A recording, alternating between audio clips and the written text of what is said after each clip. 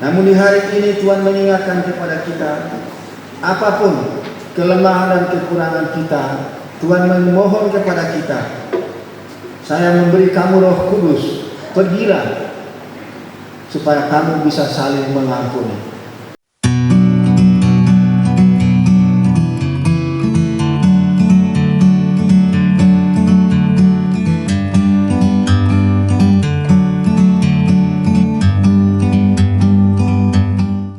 Saudara-saudari seiman, umat paroki Bunda Maria Serui yang dikasihi oleh Tuhan Yesus Kristus, sesudah kebangkitannya, Yesus menampakkan diri kepada para muridnya seperti kita dengarkan dalam Injil tadi. Yesus menyapa mereka, menyapa murid-muridnya, bahkan juga kita sekalian, damai sejahtera bagi kamu. Damai sejahtera bagi kamu. Yesus mengucapkannya ini beberapa kali kepada murid-muridnya ketika Thomas tidak ada bersama mereka di dalam rumah itu, dan juga Yesus datang lagi untuk kedua kalinya ketika Thomas berada bersama-sama murid yang lain. Yesus juga menegaskan lagi, damai sejahtera bagi kamu. Damai sejahtera bagi kita sekalian. Sabda Tuhan yang kita dengar tadi, bahwa para murid yang berada dalam rumah itu dalam ketakutan yang sangat mendalam. Mereka takut kepada orang-orang Yahudi karena guru mereka, rabi mereka telah tiada lagi. Dalam rasa takut itu Yesus hadir dan menyapa mereka, damai sejahtera bagi kamu. Yesus menyerukan, Yesus menyampaikan damai sejahtera kepada murid-muridnya supaya rasa takut mereka dijauhkan, gelisah dan cemas mereka dihilangkan, karena Tuhan Yesus berada bersama-sama mereka. Karena Tuhan Yesus tidak mati lagi, Dia telah bangkit dan berada bersama-sama mereka. Dengan menyerukan damai sejahtera bagi kamu, Yesus menegaskan dan mengingatkan kepada murid-muridnya bahwa tidak perlu takut lagi. Yesus bersama mereka, maka mereka hendaknya mengalami damai itu. Ketika melihat Yesus, hati para murid sangat bersukacita, sangat bergembira, sebagaimana ditegaskan dalam Injil tadi. Maka sukacita mereka, kegembiraan mereka bertemu dengan Yesus, maka Yesus menguatkan, meneguhkan mereka, mengatakan damai sejahtera bagi kamu. Saudara-saudari seiman yang dikasihi oleh Tuhan Yesus Kristus, Yesus telah hadir membawa damai, mendamaikan bumi dan surga, mendamaikan Allah dan manusia. Itulah berita sukacita sebagaimana dirasakan oleh para murid dan juga oleh semua orang, oleh kita sekalian yang percaya, yang mengimani Tuhan Yesus. Damai yang diserukan oleh Yesus kepada para murid, damai juga itu yang diharapkan kepada kita sekalian. Maka Yesus telah membawa damai. Yesus mengajak murid-muridnya dan kita sekalian untuk membawa damai itu kepada atau di dalam kehidupan kita.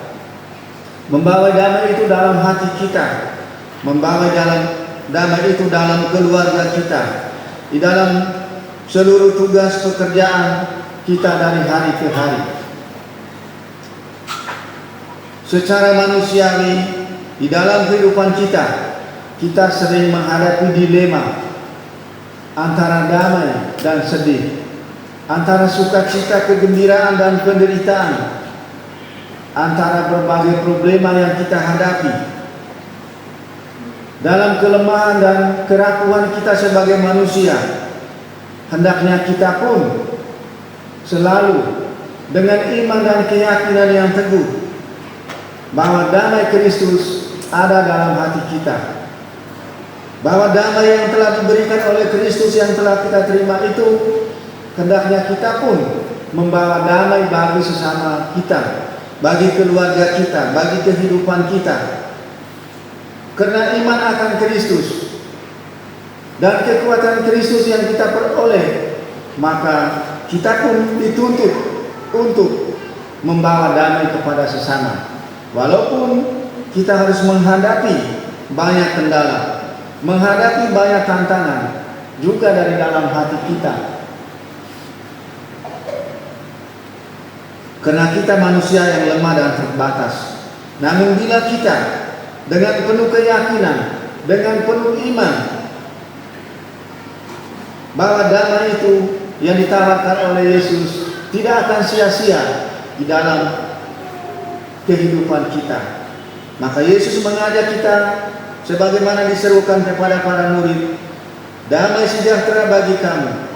Damai sejahtera itulah yang hendak kita bawa di dalam kehidupan kita.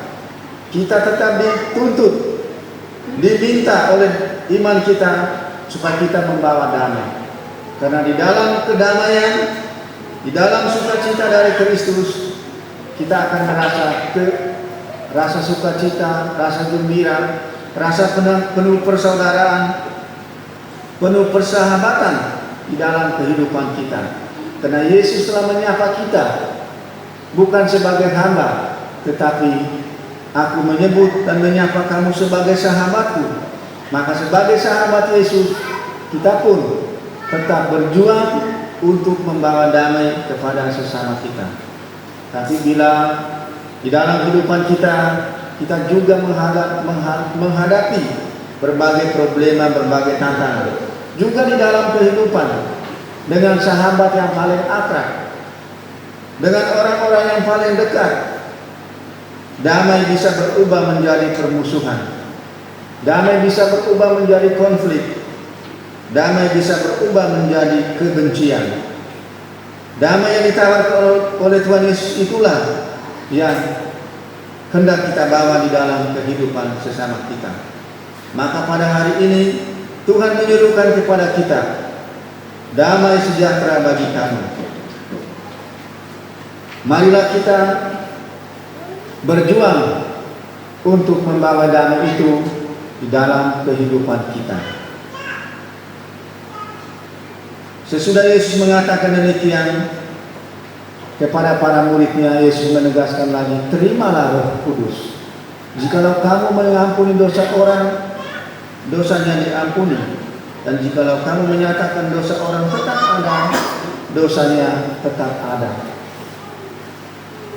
Kepada para murid, kepada kita sekalian, Yesus telah menghembusi Roh-Nya yang kudus, Roh-Nya yang memberikan semangat, spirit dan dukungan kepada para murid untuk bersaksi tentang kebangkitannya. Roh itu juga yang dicurahkan kepada kita ketika kita dibaptis, ketika kita menerima sakramen Krisma, kita dipenuhi dengan kekuatan Roh Kudus. Maka oleh kekuatan Roh Kudus, di hari ini Tuhan menyerukan kepada kita bahwa kehadiran kita di tengah dunia yang penuh dengan kebencian, yang syarat dengan kecemburuan dan berbagai hal negatif, maka Yesus mengajak kita untuk saling mengampuni. Oleh kekuatan Roh Kudus, kita sekalian diutus oleh Tuhan untuk saling mengampuni, untuk saling memaafkan, untuk saling menerima satu dengan yang lain.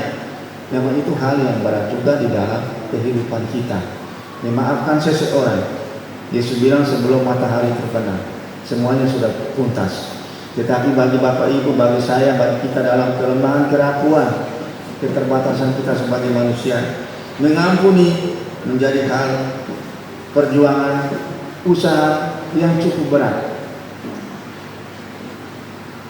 Melihat seseorang yang tidak berkenan di hati kita, Melihat seseorang yang telah menyakiti hati kita, pasti timbul dalam hati kita hanyalah kebencian, hanyalah dendam, hanyalah kemarahan. Namun di hari ini Tuhan mengingatkan kepada kita, apapun kelemahan dan kekurangan kita, Tuhan memohon kepada kita, saya memberi kamu Roh Kudus, pergilah supaya kamu bisa saling mengampuni. Dengan kekuatan dan pertolongan Roh Kudus, marilah kita sekalian berjuang untuk saling mengampuni. Bukan karena kekuatan dan kemampuan kita, tapi kiranya itu karena karya Roh Kudus bekerja dalam hati Bapak Ibu, dalam hati saya, dalam hati orang muda. Kita bisa saling mengampuni. Perjuangan yang cukup berat, tetapi bersama Tuhan, bersama dengan Yesus, sampai Tuhan mengatakan tidak ada yang mustahil. Itulah tugas perutusan para murid setelah menerima Roh Kudus, supaya saling mengampuni satu dengan yang lain.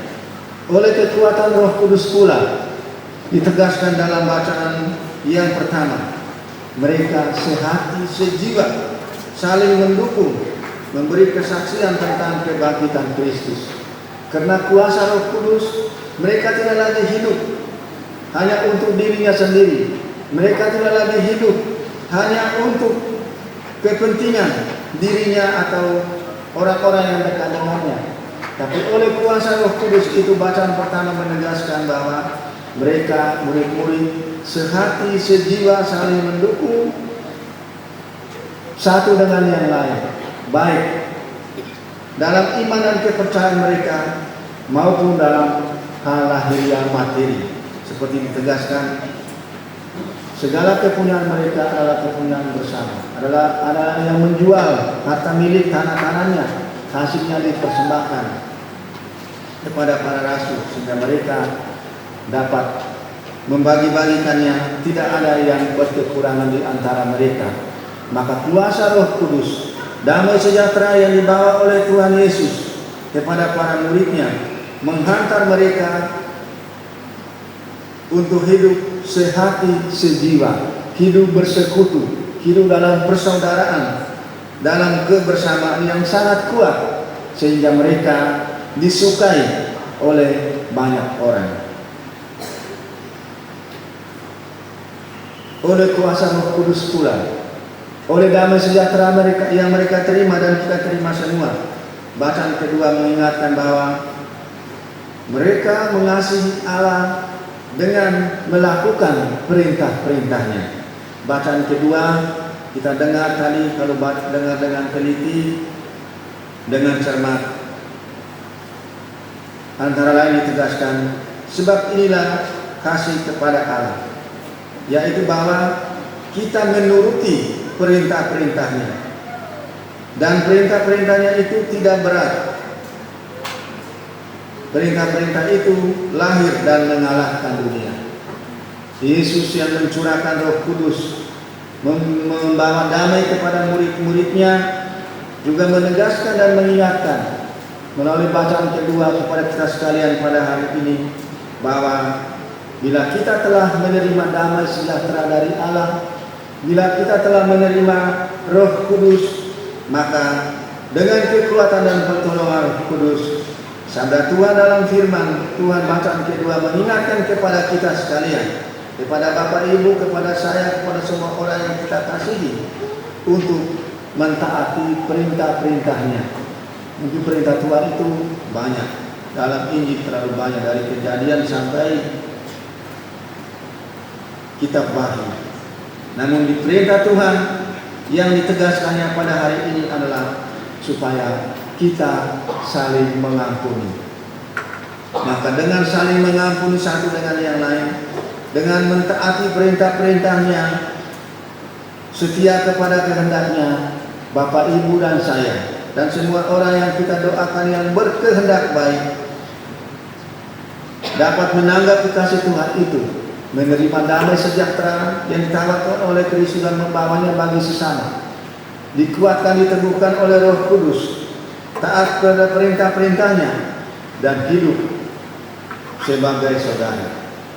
Peringatan atau seruan Yesus yang terakhir adalah melalui firman Tuhan pada hari ini, baik dalam bacaan Injil, bacaan pertama dan kedua, mengingatkan kepada kita antara hubungan antara iman kita dengan sesama kita, bahwa iman kita bertumbuh bukan secara personal, bukan secara pribadi, bukan mandiri saja, tetapi kemandirian iman kita secara personal juga bergantung kepada komunitas, juga bergantung dalam kebersamaan, juga bergantung di dalam persekutuan.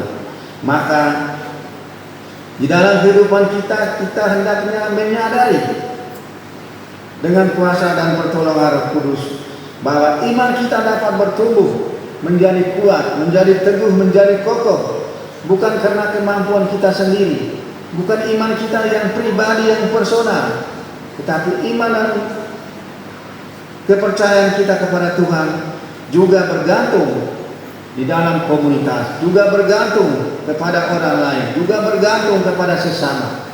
Oleh karena itu, janganlah atau firman Tuhan di hari ini mengingatkan kita bahwa imanmu bukan hanya bergantung atas pribadimu sendiri, bahwa imanmu bukan hanya bergantung kepada kemandirianmu, tapi imanmu juga bergantung dari orang lain.